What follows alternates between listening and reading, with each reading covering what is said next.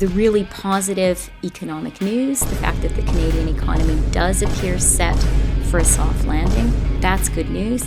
But Canadians aren't feeling it. People have been talking about a Vibecession and how that is a challenge for the Canadian economy. Think about kind of the position they got to be in order to get to the point where they're now blaming us. I'm kind of like, wow. But ultimately, as much as it is a tough economy and there is doom and gloom, but within it all, there is the opportunities. And that's what we have to get our listeners to shift. I love this opening headline we talked about here, which is that Freeland says we're not in a recession. The economy is great. We're in what you're calling, or what people are calling, a Vibecession. It's just the vibes that are bad. I can't believe she said this. I just can't believe it. You know, it's interesting that our Liberal NDP government continues to spiral downhill. They're desperate. I mean, for her as our finance minister to stand in front of a camera and deny that we are feeling the pain of inflation, the pain of an economy that is turning down, and then to say we're not really going into a recession. It is kind of a soft landing. It's just bad vibes. We're just not feeling it. You know, but having said all that, I listen to it as long as I can.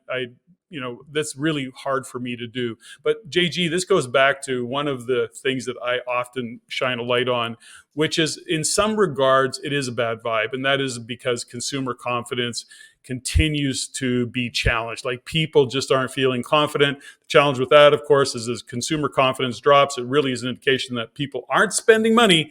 In an economy like Canada, where we are driven by consumerism, when people stop spending money, it is that downward spiral, and that is what we're bumping up against right now. So Freeland, to the degree that she knows what the hell she's talking about, which is to no degree, ultimately, she is right about one thing. Consumer confidence is waning. It is challenged. And so is that a bad vibe? Yes. But to come out and say, our economy is really doing great, we're not really in a recession. To me, that's just pure gaslighting. The really positive economic news, the fact that the Canadian economy does appear set for a soft landing, that's good news. But Canadians aren't feeling it.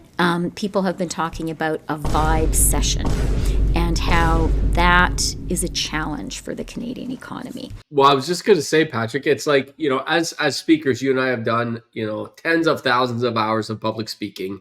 And you never blame the audience. You don't stand on stage and blame the audience. I mean, you know what I mean? And that's essentially what she's done, except she does it in front of a camera and she blames the people. I mean, it's just absolutely crazy to me and makes no sense. But you are right that it gives an interesting sense of where they're at and kind of what's happening behind the scenes for them. Because for someone to get to that point, think about kind of the position they got to be in order to get to the point where they're now blaming us. I'm kind of like, wow, you're in a really bad spot if you're going to stand in front of a camera and blame us, the people, Canadians. I find that fascinating. She must be in a tough spot. There's obviously some wrinkles behind the scenes, if you know what I mean. Am I the villain?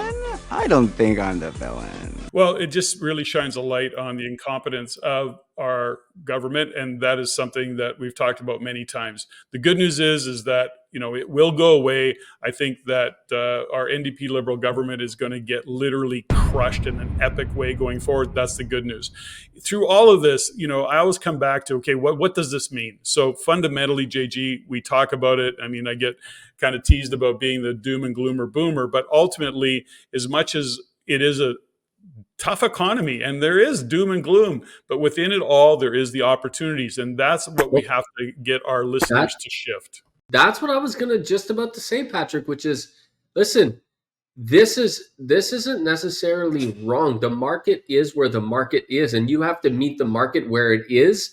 And definitely consumer confidence is down. Now, as a real estate investor, a sophisticated real estate investor, and especially those that are just starting out, it's really, really tough to invest against those headwinds because you want that consumer confidence. You want those sunny vibes and the rainbows and all that stuff. And I get all that because, listen, nobody wants that more than this rose-colored glasses guy. At least I'm accused of being such as Patrick. But the point is those investing in the face of this is where the greatest opportunities live, is when the consumer confidence is at its lowest, when things look to be going wrong. This is where the opportunities are. You're 100% correct, Patrick. And you and I just spent the last 3 days together, which was a ton of fun. And you and I saw some of those opportunities. We drove around, you and I drove you to these properties. I showed you these opportunities that are coming down the pipeline. I mean, you're seeing what I'm seeing, right? Rose-colored glasses or not, bro, you're seeing it.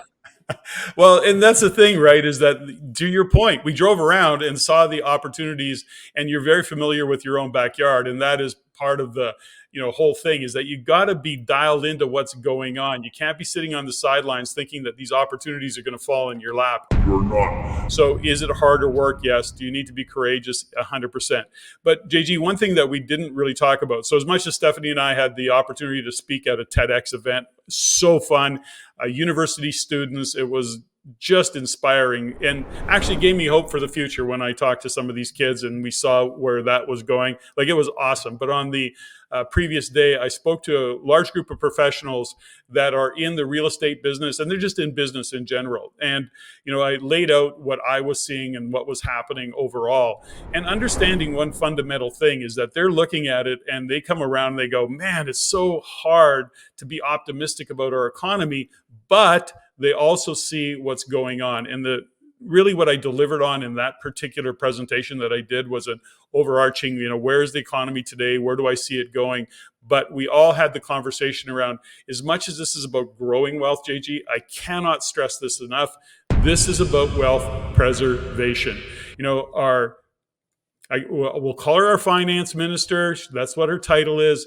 Freeland, we talk about the Canadian dollar. We talk about fiat currency being decoupled. She's decoupled.